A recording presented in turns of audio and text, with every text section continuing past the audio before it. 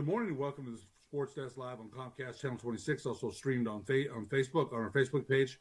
I'm your host, Ed Nunez, along with our producer, Alden Iwani. Our very special guest today is Cliff Cowboys head coach Brian Schock. His Cowboys are 21-2 and 5-0 in district, ranked 5th in 1A. Coach, welcome to the show. Hey, thanks for having me, Ed. I appreciate you taking the time to have me on today. Well, you come from basketball royalty. You know, I read about, of course, everyone knows about your father, Pete, 822 wins, nine state championships. And, you know, we'll go over Coach Schock a little bit, Coach your dad. I mean, and then there was Dale Schock. I mean, I had to look that up, and I didn't know your grandfather coached at Cliff as well. So 400 wins, 900 wins, or 822 wins.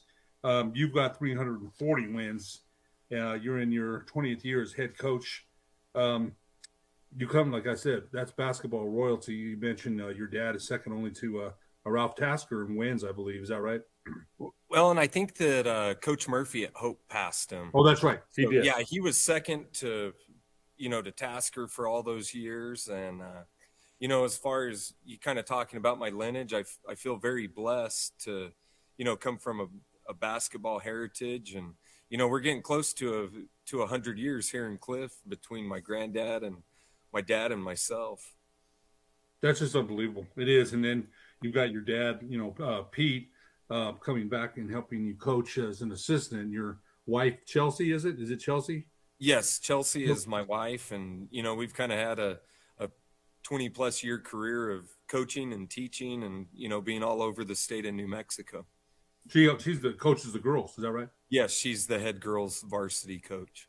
And then Brennan and Bryson are on the boys varsity, your sons. One's a senior, averages 20 a game, broke the 40-year-old scoring record of 48 points this season versus Lordsburg. And your other son, Bryson, a sophomore, averages 14.3 points per game. So, the old Sly and the Family Stone song, it's a family affair. It certainly is, Absolutely. And you left one off. I've got a freshman daughter, Cambry. She's starting for the girls team. So we're my immediate family, all five of us. I mean, there's on game nights, debriefings go deep into the night, past midnight or 1 a.m. a lot of times. And, we laugh and tell stories and talk about the games and the fans and everything. So it's a lot of fun right now in our household. They probably, the talks probably resume the next day because I don't know that it ever ends. You're also, to be fair to you, Coach, you've started a golf program there. You coached the Cliff Boys track team. You've done other things, and it's important to note that basketball is what the Schock family is known for. But, you mentioned you started some other programs there at Cliff. You mentioned the remote location you're located in. But when you mention Pete Schock, I mean, right away. That's and you've got some basketball history yourself. 340 wins, as we mentioned, 17 state tournament appearances. You've got 2 state championships of your own, 10 state quarterfinal appearances, 4 semifinal appearances, on and on. But I got to ask you this: is there any part of you, is there any comparison there? Like, do you feel like the pressure to do what Dad did, or is it just, hey, father, son? Coach, you played for him too. What's that relationship like? I think it's beautiful that your dad came back to help you, man.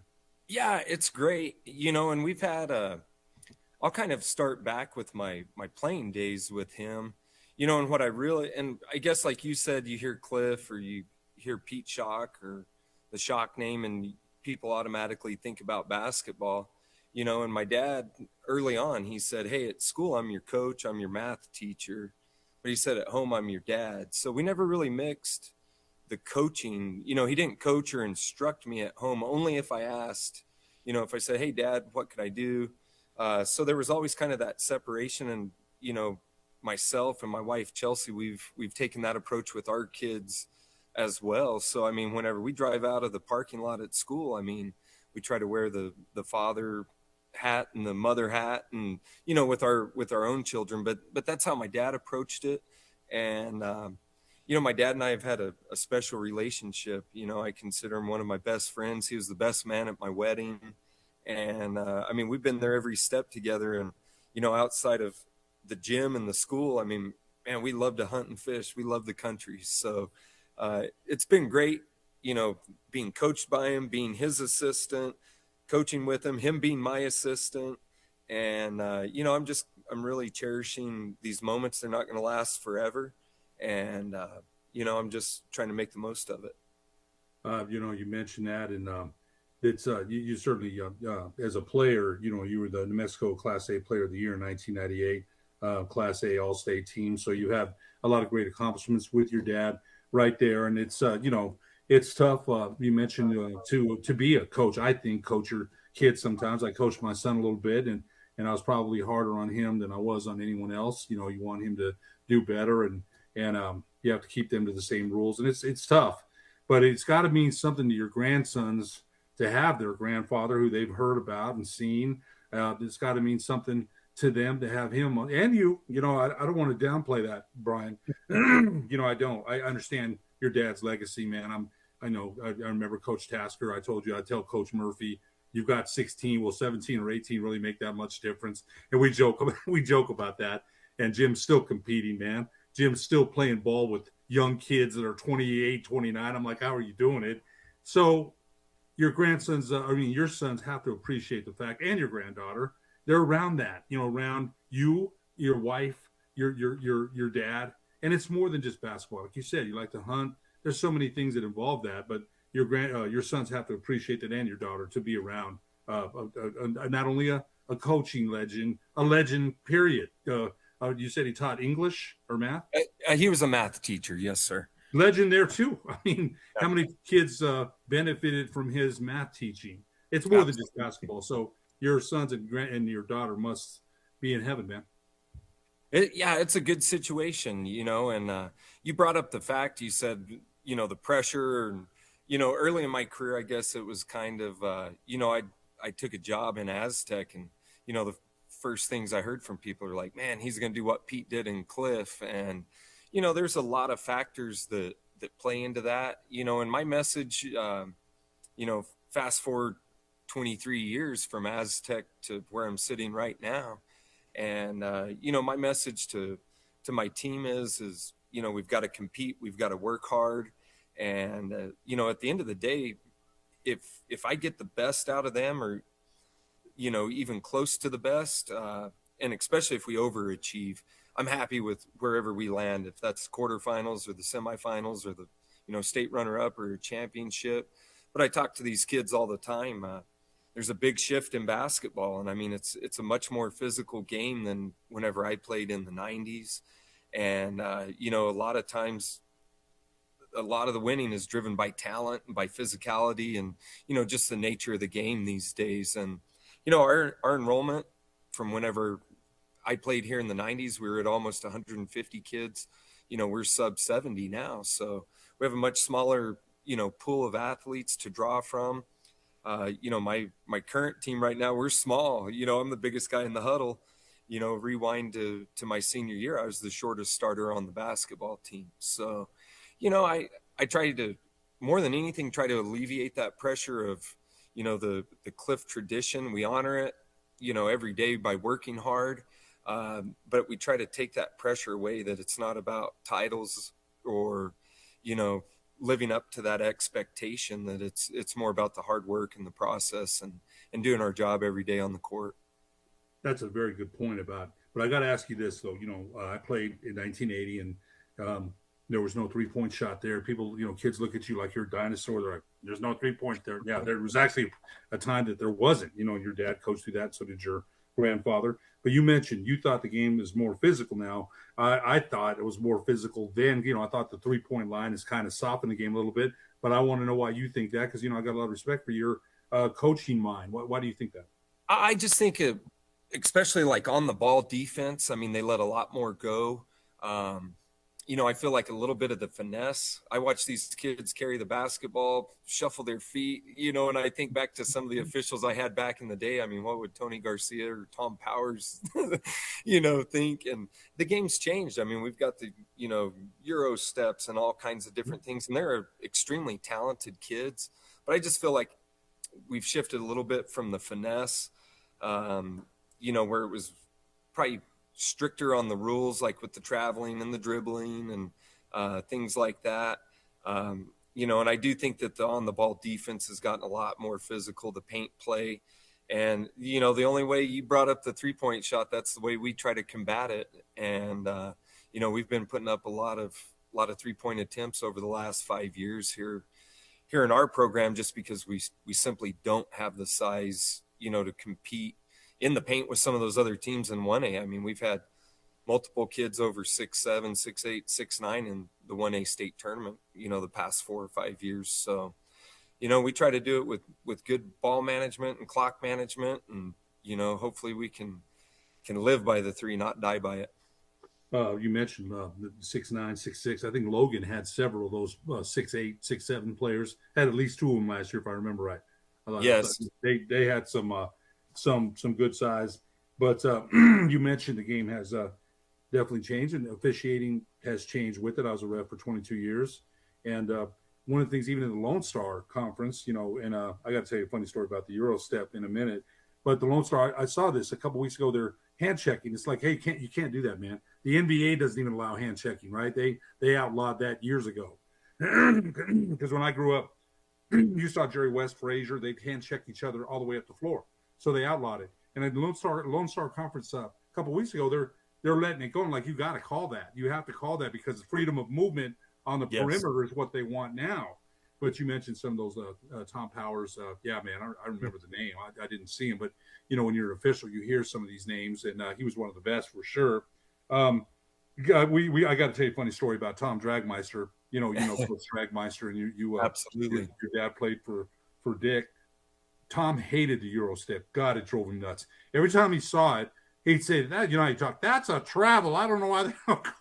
And you know, and Drag would be on a broadcast with me, and I'm trying to walk him into good stuff, you know, and then, you know, there's bad stuff that happened, and Tom would he hated that Euro step. He did. He never adapted to it, and that, you know, that's much respect to the late Coach Dragmeister, but that was always funny to me.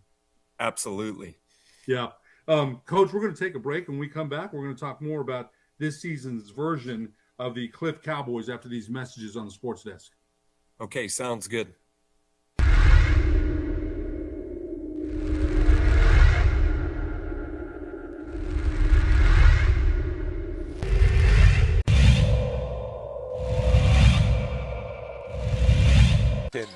Poked away by Bishop. Bishop takes off. Here comes the money. Up and in. Taylor.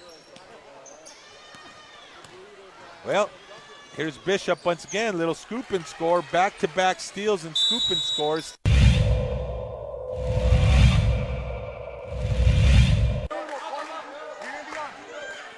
Mieta, catch and shoot. Yes, nylon. First field goal of the night for Jace Mieta.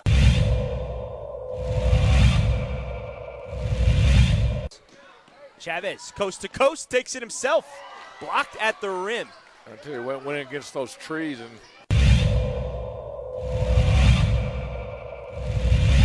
changing threes. Bramlett swings it left wing. Cooper, he'll take a triple and rattle it in. well, I'll tell you what, Cueva heating it up right now. Rifled that one ahead to Deschler, who skips it across the baseline on a catch and shoot for Willis. Gets it back, a kick, open look, high, settles in for Grace Baca. Cleveland need a basket right now. Way outside on the wing, it's Bracken. Now here's Bowie for three. Swish, Bowie. He hurt. I think that, you know, Hope would be elite ahead right now. Campbell for three, knocks it down.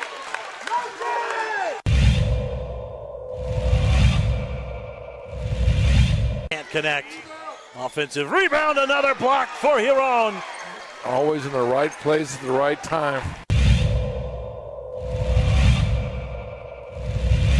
Block, the rebound put up. That's off the mark by Weddle. Here comes the break now for Bramlett. Lob underneath, slam, dunk.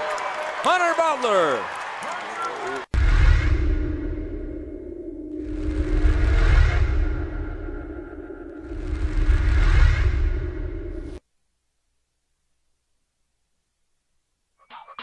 Raising Cane's invites you to grab life by the chicken fingers.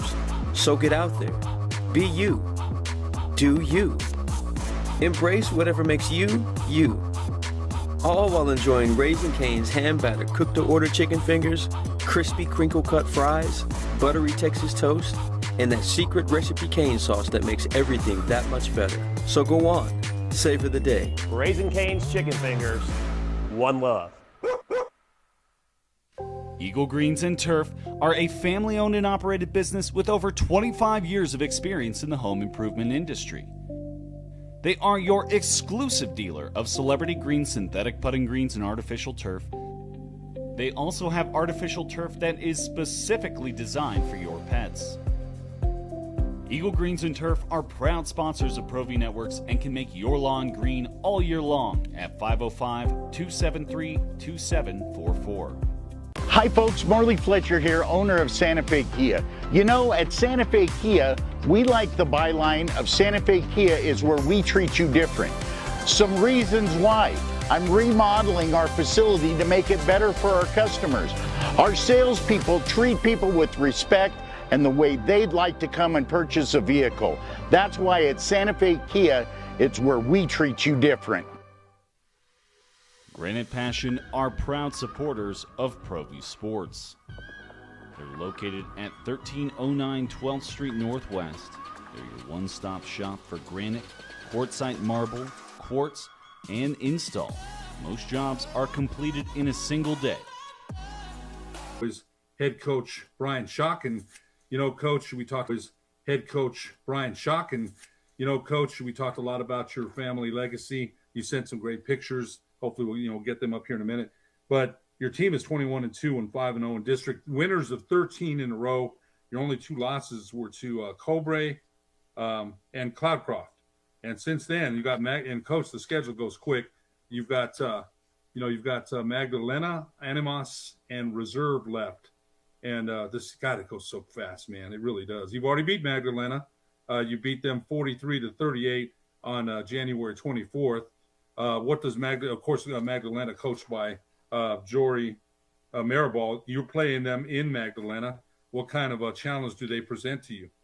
Well, they present a big problem to a lot of people, and I would say that Magdalena's had probably one of the best, talent runs in the last 10 to 15 years, and they dropped down to 1A a few years back, and they came into our district.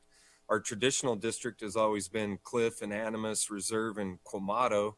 And then a few times Mesilla Valley's bumped in there, a couple times Alamo Navajo, and then Magdalena's jumped in there a few times. But, they came to our district 4 years ago, and, they were loaded with, they had Joe and Jeff, the big 6'5" kids, and Deshaun and the Alney kids. So, I mean, they've been loaded with a lot of talent and a lot of size. They've, recently graduated a few, but, the Stevens kids are still there. Kai's, he stands at like 6'5", and the little brother Kanan's 6'2", and, they're strong, they're athletic, they're well coached, well disciplined, well poised. They know how to win. So, a lot of these traditional basketball programs, they're tough to beat. And I mean, they're one of them, and we're one of them. So I think it's going to be a great game this Thursday. Yeah, you've got them at Magdalena, and then the Animus, and you end the season at at Cliff against Reserve. You got two home games after that, and the season just goes, as we mentioned, it just goes so quick. Tell us about this year's team. We mentioned the starters are your son Brennan Schock, who averages he broke the school record. He had 40. He averages 20. Bryson Schock, your other son is a sophomore, averages 14.3. Zach Eggleston averages 6.7. He's a senior. Jasper Alsop, a junior, averages 7 points per game. And then Andrew Eggleston, he's your third starter, averages 3 points per game. So those are your five starters. Tell us a little bit about this year's starting squad. Well, and the rest of the team too. I mean, we were talking about the the size of 1A, and I mean, there's been some big kids in 1A, and I mean, Cliff, we've been the benefactor of that, through the years. Whenever I was here and won a couple titles in 2015 and 16, I mean, we had a 6'9" kid, a 6'6" kid, 2 6'4s, and a 6'3". So, I mean, we know how it feels to, definitely have a loaded bench. And, we're just different than that now. We're in our fourth season in a row that we've won 20 plus games, but I mean, we've done it with all guard play. And, you mentioned Andrew Eggleston right now. He's holding down the 5 spot for us. And, he's 5'10", 5'11", and, weighs 155 pounds. And I mean, we just every night of the week, except a couple games this year. I mean, we've been outsized for 4 or 5 years now. And that's just the way it is. And, it's a big challenge, and, we're guard oriented. We shoot more threes than I've ever coached in my career. And, I've always been a pressing, a man-to-man guy. I mean, we're still doing some of that stuff here and there, but I mean, we do it all with ball control. We only average 6 turnovers a game. And, we do it with taking care of the basketball, taking good shots, and hopefully knocking them down. I'm interested to ask you this. You mentioned, it's a different game now. 3-point shot is open up the paint. You have to, and again, especially with the size that you don't have, you got to, shoot threes. What's your father's opinion of that? Because, he came from a time, what they didn't have, back in the day, even when your grandfather was coaching, that was not thought of. Those shots could get you on the bench, right?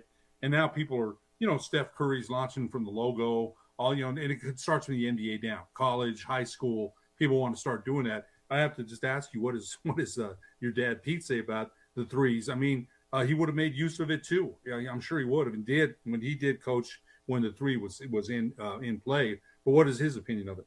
I mean, his opinion. I was here. I was in this gym. I helped him paint the first 3-point line on this court. Whenever the rule change came in, and I guess his message to all of us that played for him, he said, you better know how to shoot it, and you better produce if you're going to shoot that shot. And rewinding to the 90s and the 2000s, each team probably only had a couple guys that shot the 3-point shot well. And I mean, we're teaching it down at the junior high level. We shoot it, we rely on it. I do think kids are maturing earlier. They're a little bit stronger. We've got, like you said, the logo threes. I mean, we've got a couple guys that can shoot it deep. I mean, really? Yeah, Brennan can shoot it 10 feet off of the line. And I mean, we've got everybody. I mean, if we're talking about playing rotation, I mean, the 12 guys I've got on roster right now, every one of them have knocked down 3-point field goals for us this season. So, I mean, we spend a lot of time in practice shooting them. And I think Coach Pete's willing to evolve. And I think, one of the best things he did, he said, you got to be a chameleon. You got to be able to change with your environment. And some years you have size, some years you have quickness, some years you can shoot, some years you can't. And that's definitely one of our strengths. So we definitely embrace it. We don't dwell on what we don't have, as far as size. So, I mean, we're definitely not going to make it to Albuquerque, pounding the ball inside against 6'5" to 6'7" guys. So we do it with our guard play and, spreading the floor and trying to create space for our guys to operate. Yeah, and that's the way with the size that you don't have, you have to do that. But you got, again, you got some kids that can. You mentioned your son Brendan, a 5-year letterman, a 4-year starter, second team All-State. So yeah, you've got definitely some players that will help you with the philosophy you want to play with. How you want to play. But I got to ask you this: your wife Chelsea, I remember talking to you when the last time I saw you. She was your assistant and has been your assistant, and now is the head coach of the Cliff girls there with you. Talk about what she's meant to you, because the only other one I know was Coach Bustos and his late wife at West Las Vegas. And apparently, according to one, I think it was the son, one of them said that the mom knew more X's and O's than Davey did. Nothing against Davey. Davey's a heck of a coach too, man. But they said the wife was really the X's and O's technician. Tell us what Chelsea has meant to your program, to you as a wife, to you as an assistant, as a mother, the whole enchilada, man, because she's been with you by your side through this whole thing. Absolutely. I mean, we both, whenever we left high school, we both took college basketball scholarship. She played 1 year there at Western New Mexico University in Silver, and then I took off and went the junior college route in Arizona. And, you know, both of our playing careers, you know, ended early, only going our freshman year of college. And then, you know, I jumped in and started helping my dad here at Cliff. And then whenever it was time to graduate college, there weren't any jobs here at Cliff. And Chelsea and I both decided to head to Aztec and interview for a head basketball job. And they asked me, they said, "Hey, do you know a math teacher?" And I said, "Well, you got one sitting out here in the waiting room." So she applied, and the girls' job wasn't open at that time. So during my first year of coaching there in Aztec, that job opened up mid-season on the girls' side. And anyways, Chelsea was asked to apply for it. And that's whenever she started her head coaching career. So we went through Aztec for 4 years, both being the boys and girls head coaches. And, you know, we were only 23 years old at the time. And we learned a lot. We cut our teeth in the four corners, and every night that we didn't have a game, we were watching basketball. And, you know, she ended up winning a state title in 2007 there at Aztec with the girls. And it was kind of funny.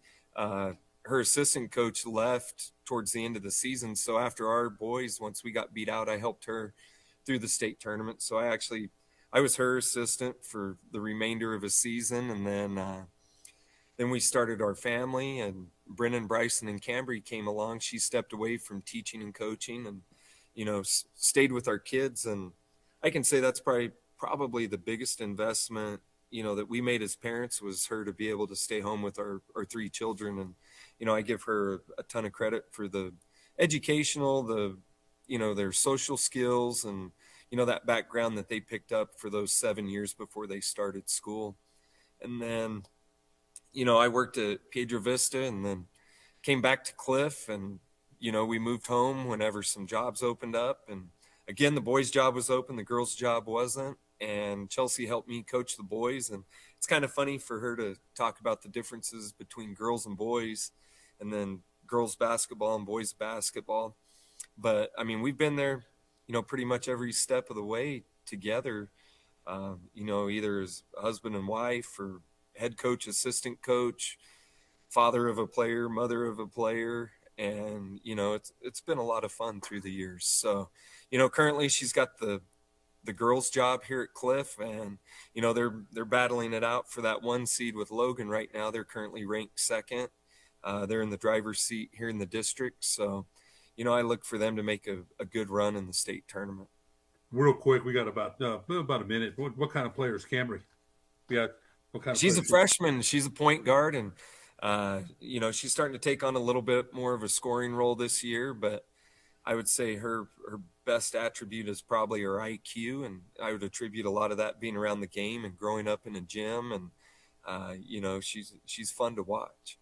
Yeah, I bet.